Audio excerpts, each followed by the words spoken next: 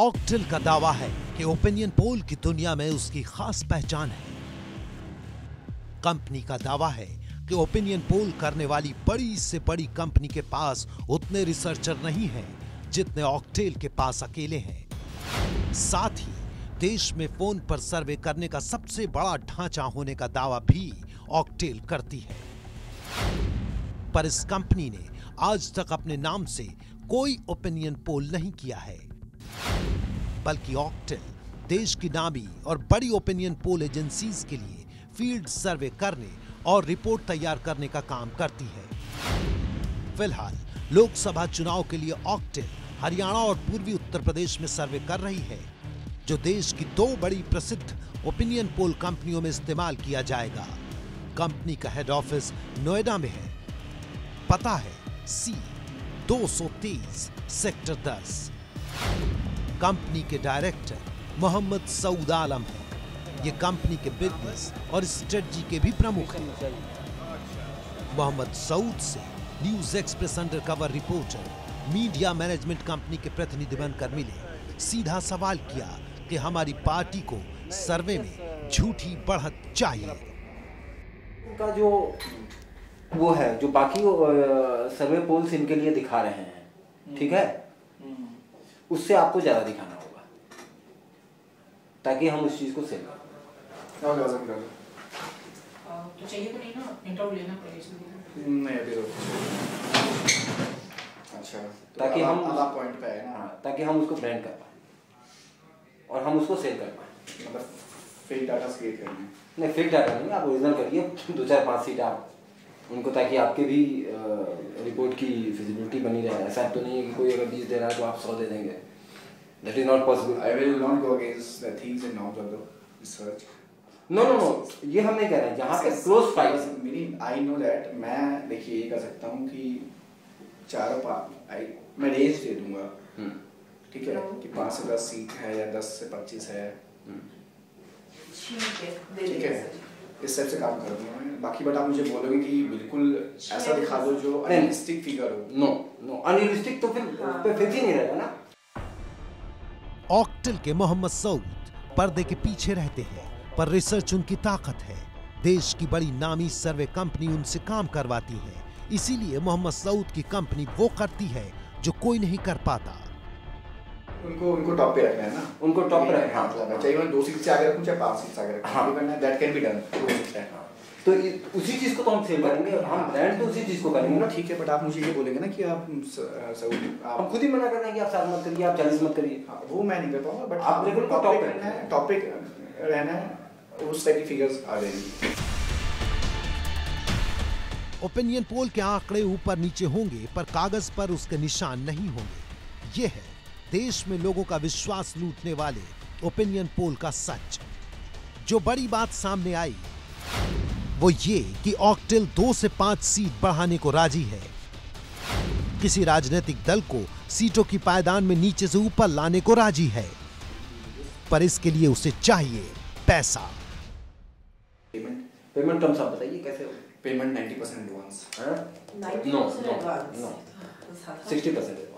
Political survey में 90% ही होती है। 60 आप किसी के पास चले जाओ, नहीं 60 किसी के पास चले जाओ 60 100% लेते हैं ना, 60 नहीं, क्योंकि पॉलिटिकल नेताओं का प्रॉब्लम ये होती है, एक बार पेमेंट तो कर देते हैं। अरे सर, पेपर पे हमारा आपसे एग्रीमेंट है ना, आप हमको पकड़िए। आप डायरेक्ट पॉलिटिशियन को जानते नहीं है, हम आपसे लीगल पेपर पे आप पेमेंट कैसे करोगे? आप राइट में तो करोगे नहीं इसकी पेमेंट। नहीं, हम भाई मैंने करेंगे, मुझे पता है, हम ब्लैक में करेंगे। तो फिर पेपर का क्या वैल्यू रहेगी ये बताओ। नहीं तो थोड़ा बहुत पार्ट तो हम दिखाएंगे ना, वाइट में थोड़ा बहुत पार्ट तो हम दिखाएंगे। व्यू जनरेट करोगे? हैं? व्यू जनरेट करोगे? व्यू जनरेट नहीं करेंगे।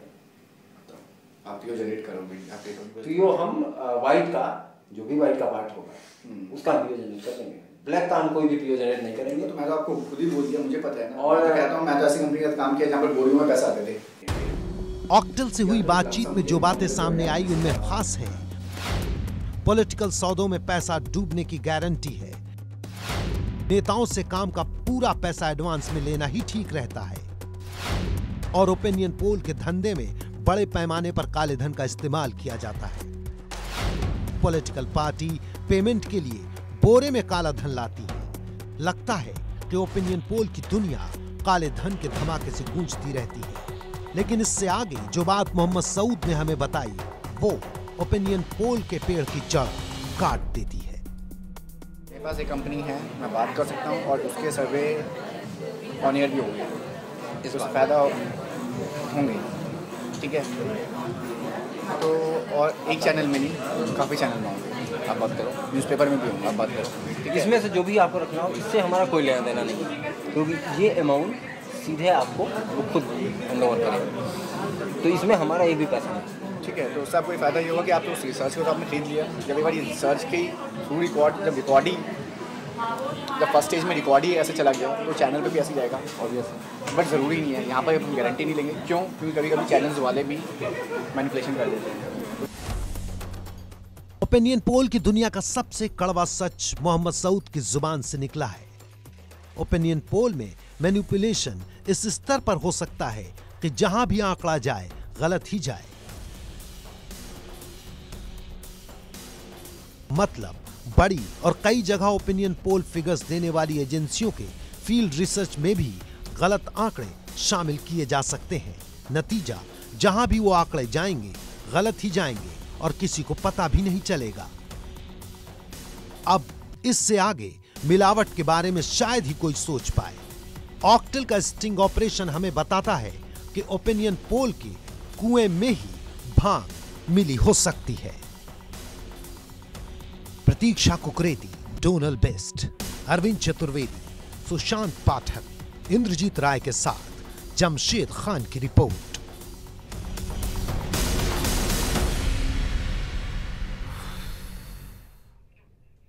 मैं धन्यवाद करना चाहूँगा अपने 7 रिपोर्टर्स का, प्रतीक्षा कुकरेती, डोनल बेस्ट, इंद्रजीत राय, जमशेद खान, सुशांत पाठक, संजीव कुमार सिंह और अरविंद चतुर्वेदी। ये इन लोगों की पिछले 1-1.25 महीने की मेहनत का नतीजा है कि आज आप ऑपरेशन प्राइम मिनिस्टर देख रहे हैं। बहुत गंभीर सवाल इस खुलासे से, इस इन्वेस्टिगेशन सामने आए हैं। हमारे साथ अब जुड़े हैं न्यूज़ एक्सप्रेस के कंसल्टिंग एडिटर सतीश कुमार सिंह। सतीश, आज प्रेस क्लब में जब प्रेस कॉन्फ्रेंस हुई थी उस वक्त भी थे। थोड़ी सी बात सतीश हैरान करती है, और वो ये कि जिस तरह से आम आदमी पार्टी ने रिएक्ट किया है, अरविंद केजरीवाल लगातार ट्वीट पे ट्वीट कर रहे हैं, आशुतोष कर रहे हैं, गोपाल राय जी खुद यहाँ बैठे हुए हैं, उस तरह की प्रतिक्रिया बीजेपी से या कहें कांग्रेस से, दोनों से उस तरह की प्रतिक्रिया अब तक नहीं मिली है। देखिए, भारतीय जनता पार्टी की तो बात समझी जा सकती है कि उनके कई तरह के ओपिनियन पोल में बहुत अच्छे ओपिनियन आ रहे हैं, तो शायद उनके लिए सूट करता है इस वक्त, तो थोड़ा सा गोलमोल करते रहेंगे। कांग्रेस की तरफ से जैसा मैंने सुना अभी मित्तल साहब को कि वो कह रहे हैं कि वो जो बैन लगाना चाहिए, उनकी कंसिस्टेंट मांग रही है पिछले 10 साल से। और कुछ देर पहले मैंने सुना था कपिल सिब्बल को, तो कपिल सिब्बल भी यही बात कह रहे थे। जहाँ तक सवाल है आप पार्टी का, तो ये बात उनके लिए समझी भी जा सकती है। दरअसल दिक्कत क्या है कि तमाम पार्टियां स्टिंग ऑपरेशन और ये ओपिनियन पोल और एग्जिट पोल के बारे में, चाहे वो आप पार्टी हो चाहे कोई और पार्टी हो, दोहरे मापदंड होते हैं। अगर उनको लगता है कि वो उनके फेवर में जा रहा है चीज़ें, तो उसका वो वेलकम करेंगे, और जब खराब चीज़ें उनके खिलाफ दिखाई पड़ती हैं तो फिर मीडिया चोर हो जाती है। तो ये जो दोहरा मापदंड है, इसी में आप देखिएगा कि तमाम पार्टियों को छोड़ दीजिए, अगर भारतीय जनता पार्टी को छोड़ दे, तमाम पार्टियों ने मांग की कि ओपिनियन पोल बैन हो जाने चाहिए। इसके बावजूद भी गाड़ी आगे नहीं बढ़ पा रही है। तो इसमें जो कश्मकश है, वो विरोधाभास है, वो अपनी लालच है, मेरे ख्याल से ये है शायद। एक बात उर्मिलेश जी ने बड़ी अहम की अब से 1 घंटा पहले, उन्होंने कहा कि ये लोकतंत्र के लिए बहुत बड़ा खतरा है जिस तरह से विश्वासघात हो रहा है। 3 महीने रह गए हैं, मुश्किल से 80-82 दिन रहेंगे लोकसभा चुनाव के लिए, तो तुरंत अब क्या हो, 3-4 कदम ऐसे क्या उठे? देखिए, मैं एक वाक्य में कहना चाहूँगा। पहली चीज़ तो चुनाव अधिसूचना जारी होने के बाद मैं मानता हूँ कि ओपिनियन पोल बिल्कुल बंद हो जाने चाहिए। क्यों? क्योंकि ओपिनियन, जैसा मैंने कहा, ये पोल नहीं है, ये ओपिनियन निर्माण के हथकंडे हैं। दूसरी बात यह है कि ओपिनियन पोल दूसरे तरह के हों, ये ना हो कि किस पार्टी को कितना मिल रहा है, कितनी सीट मिल रही, कौन नेता रेटिंग में कितना है, इस बात पर हो कि भाई भारत में जो इकोनॉमिक पॉलिसी अभी चल रही है ये कितनी अच्छी है। मैन्युफैक्चरिंग सेक्टर को अगर ध्यान नहीं दिया जा रहा है, केवल सेवा सेक्टर को ध्यान दिया जा रहा है, तो ये ठीक है नहीं ठीक है। इस पर हो सकता है कि उत्तर प्रदेश में विभाजन होना चाहिए कि नहीं होना चाहिए। आई मीन इस तरह के इश्यूज पर, सोशियो इकोनॉमिक इश्यूज पर क्यों नहीं सर्वे होते हैं? आखिर वो भी तो हमारे चुनाव के, हमारे लोकतंत्र के लिए बहुत महत्वपूर्ण है। सिर्फ इसी बात पर क्यों होता है कि कौन नेता कितना रेटिंग उसकी है और कौन पार्टी को कितनी सीट आ रही है? तो मैं मानता हूं कि अधिसूचना के बाद बंद होना चाहिए। जो लोग कहते हैं कि यह व्यक्ति की आजादी का प्रश्न है, मैं इससे बिल्कुल सहमत नहीं हूं, चाहे वो जितने बड़े संपादक हों, जितने बड़े बुद्धिजीवी हों, कि ये अरे भाई अभिव्यक्ति की आजादी का ये प्रश्न है तो भारत के मीडिया में 2.3% से ज्यादा इस देश में रूरल डेवलपमेंट और एग्रीकल्चर की खबरें छपती क्यों नहीं है? इस देश में दलितों के सवाल, हरियाणा में बलात्कार होता है 32 दलित महिलाओं का, दिल्ली के बिल्कुल बगल में है, वो खबर छपती क्यों नहीं है? अभिव्यक्ति की आजादी एक फिजूल का तर्क है। सिर्फ इस तरह के हथकंडों को डिफेंड करने के लिए अभिव्यक्ति की आजादी बहुत बड़ी चीज है। ओपिनियन पोल तक इसको सीमित नहीं किया जाना चाहिए। तीसरी बात कि मैं मानता हूं कि भाई आप जैसे कह रहे हैं कि कौन पार्टियां, मैं कह रहा हूं कि सभी, अभी मित्तल साहब ने कहा कांग्रेस का स्टैंड है कि ओपिनियन पोल नहीं होना चाहिए सूचना जारी होने के बाद।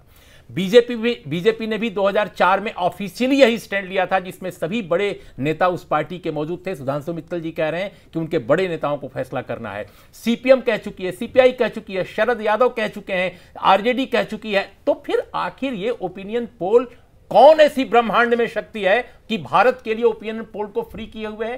कौन? बाजार तो नहीं है, इसके पीछे और कौन लोग हैं ये देखा जाना चाहिए। मेरा ये मानना है, जैसा आपने आज दिखाया है, इससे आंख खुलनी चाहिए लोकतंत्र के जो भी जिम्मेदार लोग अपने को कहते हैं। ठीक है, आगे बढ़ते हैं। विनोद जी, मैं कुछ कहना चाहता हूं। जी उर्मिलेश जी बोलिए सर। सुधांशु जी बोलिए सर। विनोद जी, अगर आप इजाजत पहली बात तो अभी मैंने जो देखा उसके बाद मैं अगर इजाजत दें तो मैं कुछ कहना फिर आपको एक बार मैं दोबारा बधाई देना चाहता हूं जी। आपने हिंदुस्तान के प्रजातंत्र को बचाने के लिए एक बहुत महत्वपूर्ण काम करा है और आपकी टीम को हार्दिक बधाई। आपको राजनीति की तरफ से मैं शुक्रिया अदा करना चाहता हूं और कहूंगा कि अगर कोई सम्मान मैं दे सकता तो आपको देता, कि देश की प्रजातंत्र की रक्षा के लिए आपने इतना बड़ा ये जो फर्जीवाड़ा चल रहा था उसको आपने जनता के सामने लाके रखा है। धन्यवाद सर। गंभीर प्रश्न ये कि अब क्या? जी जी बिल्कुल यही सवाल है। इस बुराई को और इस बुराई की मक्कारी को देखते हुए अब जो है एक बिल्कुल फिट केस बनता है कि ओपिनियन पोल्स जो है वो बैन होने चाहिए, और अगर होने भी हैं तो उनके कम से कम न्यूनतम मापदंड जो है वो तय जरूर होने चाहिए। कि अगर कोई ओपिनियन पोल दिखाया जाएगा, जैसे मैंने आपको बताया, योगेंद्र यादव जी कहते हैं मैंने करवाया और मेरी 48 सीटें आ रही हैं और ये रहा वो डेटा।